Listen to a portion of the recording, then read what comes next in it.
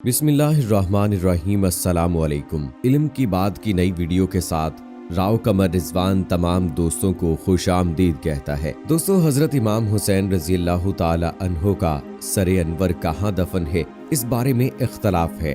علامہ قرطبی اور حضرت سیدنا شاہ عبدالعزیز محدث دہلوی رحمۃ اللہ علیہ فرماتے ہیں کہ یزید نے اسیران کربلا اور سر انور کو مدینہ منورہ روانہ کر دیا، اور مدینہ منورہ میں سر انور کو تجہیز و تکفین کے بعد جنت البقیع شریف میں حضرت سیدنا فاطمہ الزہرا رضی اللہ تعالی عنہا کے پہلو میں دفن کر دیا گیا۔ بعض کہتے ہیں کہ اسیران کربلا نے 40 روز کے بعد کربلا میں آ کر سر انور کو جسد مبارک سے ملا کر دفن کیا۔ بعض کا کہنا ہے یزید نے حکم دیا تھا کہ امام حسین رضی اللہ تعالی عنہ کے سر انور کو شہروں میں پھراؤ۔ پھرانے والے جب اسکلان پہنچے تو وہاں کے امیر نے ان سے لے کر دفن کر دیا۔ جب اسکلان پر فرنگیوں کا غلبہ ہوا تو طلحہ بن ریزق، جس کو صالح کہتے ہیں، اس نے 30,000 دینار دے کر فرنگیوں سے سر انور لینے کی اجازت حاصل کی اور ننگے پاؤں وہاں سے 8 جمادی الاخر بروز اتوار مصر میں لایا۔ اس وقت بھی سر انور کا خون تازہ تھا اور اس سے مشک کی سی خوشبو آتی تھی۔ پھر اس نے سبز ریشم کی تھیلی میں آبنو سے کرسی پر رکھ کر اس کے ہم وزن مشک و عنبر اور خوشبو اس کے نیچے اور ارد گرد رکھوا کر اس پر مشہد حسینی بنوایا۔ چنانچہ قریب خان خلیلی کے مشہد حسینی مشہور ہے۔ سر مبارک کی تدفین سلیمان بن عبد الملک نے کی۔ بعض لوگ کہتے ہیں کہ سر مبارک یزید کے خزانے میں رہا، یہاں تک کہ سلیمان بن عبد الملک بادشاہ بنا۔ جب اسے خبر ہوئی تو اس نے سر مبارک کو طلب کر کے خوشبو میں بسایا، کفن دیا اور مسلمانوں کے قبرستان میں دفنا دیا۔ سلیمان بن عبد الملک نے پیغمبر خدا صلی اللہ علیہ وآلہ وسلم کو خواب میں دیکھا کہ وہ اس پر مائل بلطف و رحمت ہیں۔ جب اس نے حضرت حسن بصری سے اس خواب کی تعبیر پوچھی تو انہوں نے فرمایا کہ شاید تجھ سے اہل بیت رسول اللہ صلی اللہ علیہ وآلہ وسلم کے حق میں کوئی نیکی ظاہر ہوئی ہے۔ کہنے لگا کہ امام حسین علیہ السلام کا سر مبارک جو یزید کے خزانے میں تھا، میں نے اس کو کفنا کر دفنایا ہے اور اس پر نماز جنازہ پڑھی ہے۔ حضرت حسن بصری نے فرمایا کہ تمہارا یہی کام حضرت صلی اللہ علیہ وآلہ وسلم کی خوشنودی کا باعث ہوا ہے۔ اور بھی بہت ساری روایات ہیں، لیکن صحیح وہی ہے جو پہلے بیان ہو چکا ہے کہ امام حسین علیہ السلام کا سر مبارک مدینہ منورہ میں بقیع کے مقام پر مدفون ہے۔ منقول ہے کہ جب یزید اہل بیت رسول و ذریت بطول علیہ السلام کو مدینہ منورہ بھیج رہا تھا تو اس نے نعمان بن بشیر کو سواروں کی ایک جماعت کے ساتھ مقرر کیا کہ انہیں مدینہ منورہ پہنچائیں۔ چنانچہ امام علی بن حسین علیہ السلام سید الشہداء کے سر مبارک، دیگر شہدائے کربلا کے سروں اور خواتین اہل بیت کے ہمراہ مدینہ منورہ کی جانب روانہ ہوئے۔ مظلومان اہل بیت کے اس قافلے کا سفر مدینہ بھی مصائب و مشکلات سے عاری نہ تھا، جیسا کہ محدث ابن جوزی کا بیان ہے۔ دوستو، حضرت سیدنا شیخ عبد الفتاح بن ابی بکر بن احمد شافعی خلوتی رحمۃ اللہ علیہ اپنے رسالہ نور العین میں نقل فرماتے ہیں کہ شمس الدین لاکانی ہمیشہ مشہد مبارک میں سر انور کی زیارت کو حاضر ہوتے اور فرماتے کہ حضرت امام علی مقام رضی اللہ تعالی عنہ کا سر انور اسی مقام پر ہے۔ حضرت سیدنا شیخ شہاب الدین فرماتے ہیں، میں نے مشہد حسینی کی زیارت کی، مگر مجھے شبہ ہو رہا تھا کہ سر مبارک اس مقام پر ہے یا نہیں کہ اچانک مجھے نیند آ گئی۔ میں نے خواب میں دیکھا کہ ایک شخص بصورت نقیب سر مبارک کے پاس سے نکلا اور حضور پر نور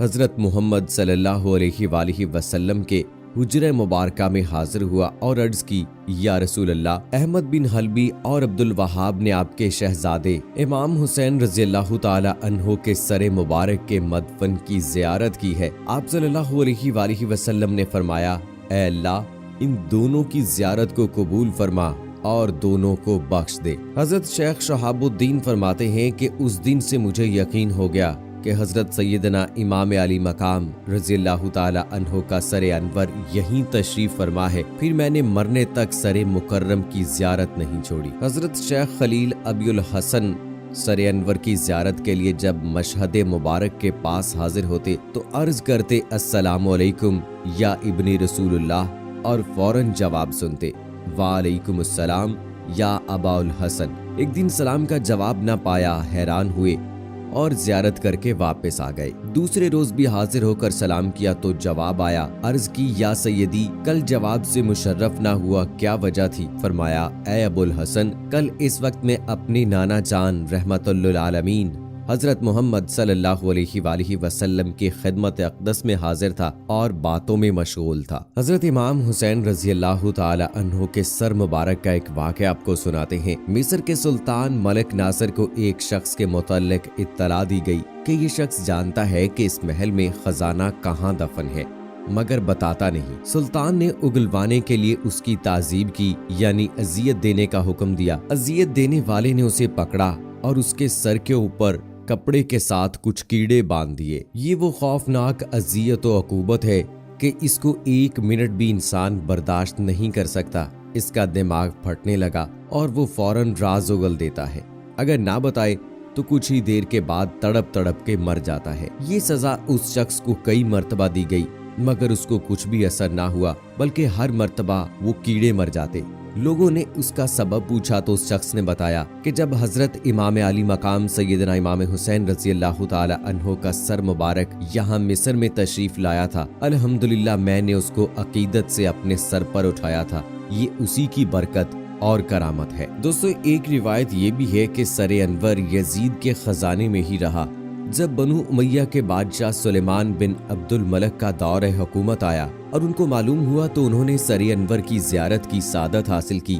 उस वक्त सर अनवर की मुबारक हड्डियां सफेद चांदी की तरह चमक रही थीं। उन्होंने खुशबू लगाई और कफन देकर मुसलमानों के कब्रिस्तान में दफन करवा दिया। सो दोस्तों, सानिया करबला वो वाक़या है कि जिसको याद करके रहती दुनिया तक हर मसलक से ताल्लुक और हर अकीदे से ताल्लुक रखने वाले लोगों की आंखों से आंसू निकलते रहेंगे। जो शख्स रसूल पाक सल्लल्लाहु अलैहि वसल्लम से मोहब्बत करता है वो हजरत इमाम हुसैन रजी अल्लाह ताला अन्हो से मोहब्बत करता है। बेशक हजरत इमाम हुसैन रजी अल्लाह ताला अन्हो जन्नत के नौजवानों के सरदार हैं। हजरत इमाम हुसैन रजी अल्लाह ताला अन्हो के सरे अनवर के बारे में मुख्तलिफ रिवायात हैं। जैसा कि आज की वीडियो में मैंने आपको बताया कि हजरत फातिमा तो ज़हरा और हजरत हसन रजी अल्लाह ताला अन्हो के पहलू में मदफन होने की भी रिवायात हैं, जबकि दमिश्क में मदफन होने की भी इत्तलात हैं। इसके अलावा कुछ रिवायात में ये भी है कि उनके बदन मुबारक से सर मुबारक को साथ जोड़कर